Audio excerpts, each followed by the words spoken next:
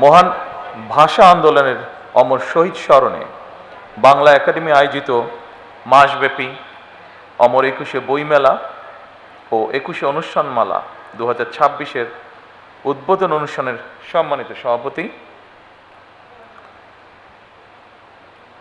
বিশেষ অতিথি, উপস্থিত মন্ত্রী পরিষদের সদস্যবৃন্দ, উপদেষ্টা পরিষদের সদস্য, সংসদ সদস্যবৃন্দ, লেখক, কবি, সাহিত্যিক, সাংবাদিক, বুদ্ধিজীবী, সংস্কৃতি কর্মী, সুশীল সমাজের সম্মানিত প্রতিনিধিবৃন্দ এবং বাংলা একাডেমি ফেলো সদস্য, জীবন সদস্য ও অভ্যাগত সুধী, আসসালামু আলাইকুম।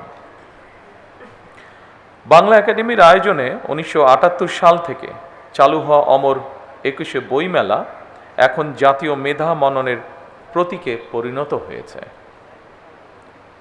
ভাষার মাস ফেব্রুয়ারির শুরু থেকে বইমেলা শুরু হওয়ার কথা থাকলেও এইবার নিয়মের কিছুটা ব্যত্যয় ঘটিয়ে দেশের চলমান রাজনৈতিক বাস্তবতায় নির্ধারিত সময়ের বেশ কিছু সময় পার হওয়ার পর আজ আনুষ্ঠানিকভাবে বইমেলা শুরু হলো। বিশ্বের অনেক দেশেই বইমেলার আয়োজন হয়, তবে আমাদের বইমেলা অন্য দেশের বইমেলার মতো নয়। আমাদের বইমেলা আমাদের ভাষার অধিকার আদায় এবং বাংলাকে রাষ্ট্রভাষা হিসাবে প্রতিষ্ঠার স্মারক হিসাবে চিহ্নিত। তবে প্রতি বছর মেলার আকার আয়তন বাড়লেও সেই হারে মনে হয় গবেষণাধর্মী বই প্রকাশিত হচ্ছে কিনা, কিংবা মানুষের বই পড়ার অভ্যাস বাড়ছে কিনা, এই বিষয়গুলো নিয়েও বর্তমানে মনে হয় চিন্তা ভাবনা করার অবকাশ আছে। বই পড়ার গুরুত্ব সম্পর্কে নতুন কিছু করে বোধহয় বলার নেই।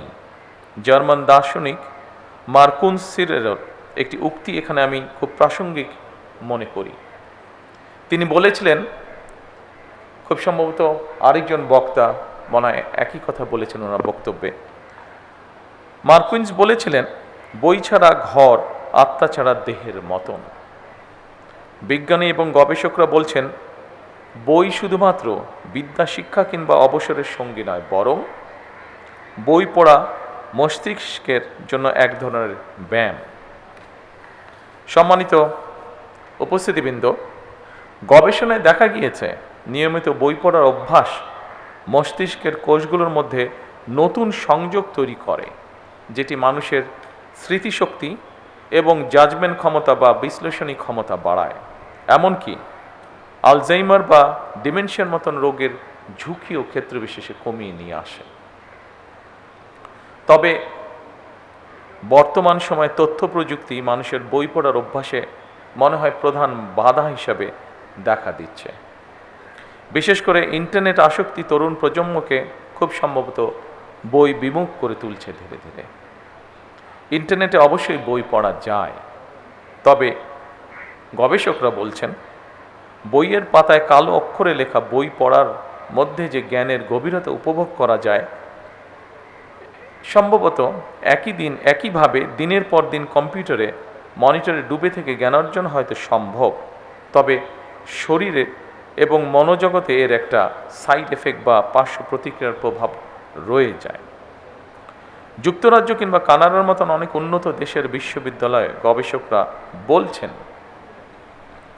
ইন্টারনেট ব্যবহারের আসক্তি পড়াশোনার প্রতি শিক্ষার্থীদের আগ্রহ হারিয়ে ফেলার তীব্র ঝুঁকি তৈরি হয়েছে। সময়ের প্রেক্ষিতে জনজীবনে ইন্টারনেট হয়তো অনিবার্য অনুষঙ্গ হয়ে উঠলেও এর নেতিবাচক দিকগুলো সম্পর্কে আমাদেরকে অবশ্যই সচেতন হতে হবে। এর সম্পর্কে সচেতনতা বাড়ানো প্রয়োজন বোধ হয়। বিশেষ করে বইয়ের প্রতি তরুণ প্রজন্মের আগ্রহ বাড়ানোর উপায় আমাদেরকে বের করতে হবে। সম্মানিত সুধীবৃন্দ, বিশ্বের ১০২টি দেশের নাগরিকদের পাঠ অভ্যাস নিয়ে গত একটি জরিপ প্রকাশিত হয়েছিল। অস্ট্রেলিয়া ভিত্তিক সিইও ওয়ার্ল্ড ম্যাগাজিন জরিপের ফলাফল বলছে, যুক্তরাষ্ট্রের নাগরিকরা বই পড়ার শীর্ষে রয়েছেন। সর্বনিম্ন তালিকায় রয়েছেন, ভয় পাবার কিছু নেই, এটি বাংলাদেশ নয়। সর্বনিম্ন তালিকা রয়েছে আফগানিস্তান। তবে বই প্রেমীদের এই তালিকায় আনফর্চুনেটলি 102টি দেশের মধ্যে বাংলাদেশের অবস্থান 97তম। উদ্বেগের বিষয়, ভয় পাবার বিষয় নয়।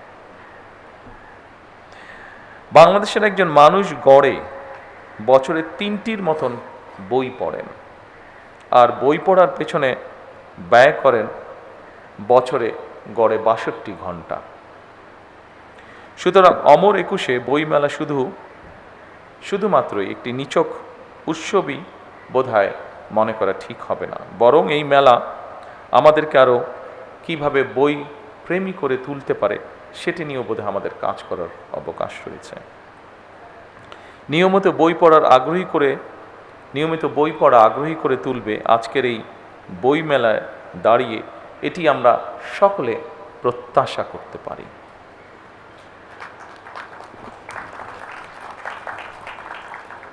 মাতৃভাষার মর্যাদা প্রতিষ্ঠায় 52 ভাষা আন্দোলনে শহীদদের স্মরণে আমরা সগৌরবে প্রতি বছর 21 পালন করে থাকি।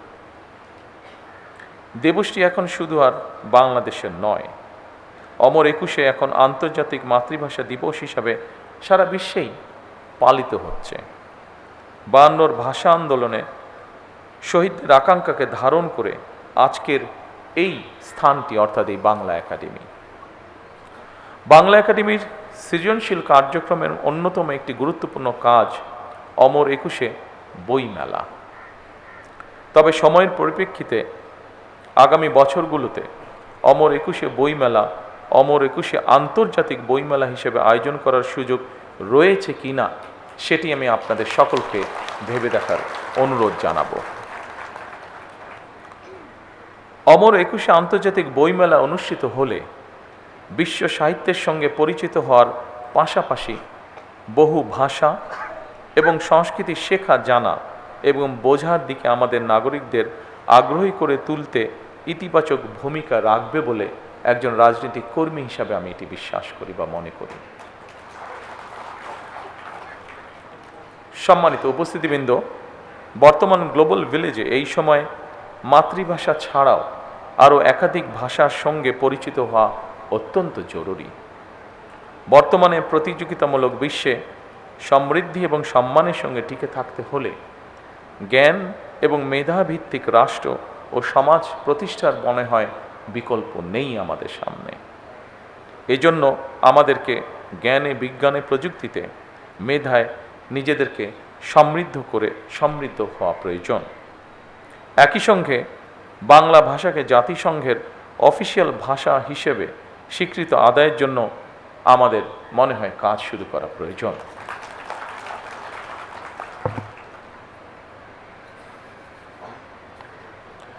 সম্মানিত উপস্থিতিবৃন্দ, ফ্যাসিবাদ মুক্ত বাংলাদেশে জনগণের সরাসরি ভোটে নির্বাচিত হয়ে বাংলাদেশে একটি গণতান্ত্রিক সরকার তার যাত্রা শুরু করেছে।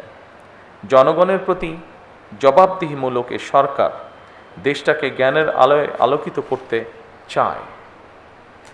অমর একুশে বইমেলা কেবল বই বেচাকেনার মেলা নয়, বরং এই মেলা হয়ে উঠুক শিক্ষা এবং সংস্কৃতি বিকাশের সূতিকাগার।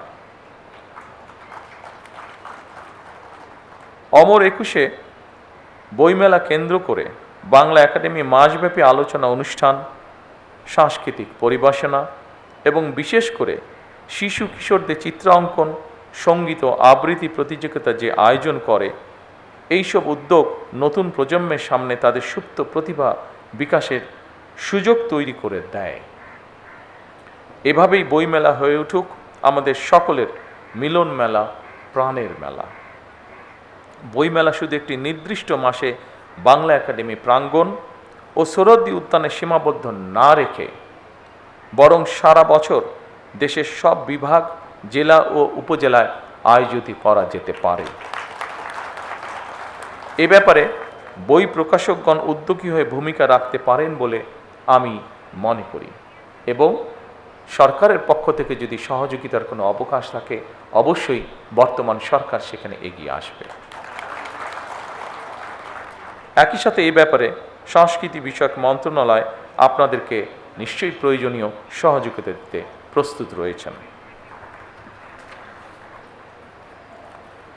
প্রিয় সুধীবৃন্দ, জাতির মননের প্রতীক বাংলা একাডেমি আমাদের তরুণদের মেধা ও মনন বিকাশের জন্য বিভিন্ন পদক্ষেপ হাতে নিয়েছে।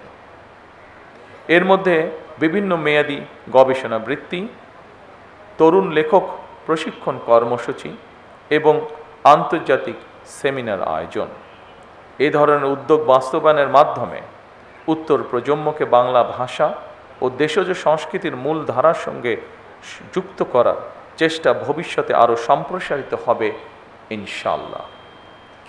বাংলাদেশের সমৃদ্ধ সাহিত্য ইংরেজি সহ নানা বিদেশি ভাষায় অনুবাদের কার্যক্রম বাংলা একাডেমি পরিচালনা করছে।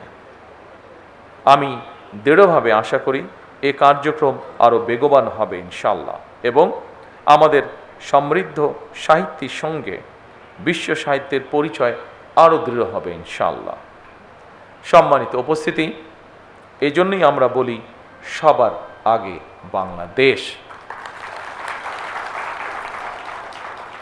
এই দেশকে সকল প্রকার অন্ধকার ও পশ্চাৎপদতা থেকে মুক্ত করে দল, মত, ধর্ম, বর্ণ নির্বিশেষে সকলের জন্য একটি নিরাপদ, মানবিক, গণতান্ত্রিক বাংলাদেশ গড়ে তুলতে আমি আপনাদের সকলের আন্তরিক সহযোগিতা কামনা করছি।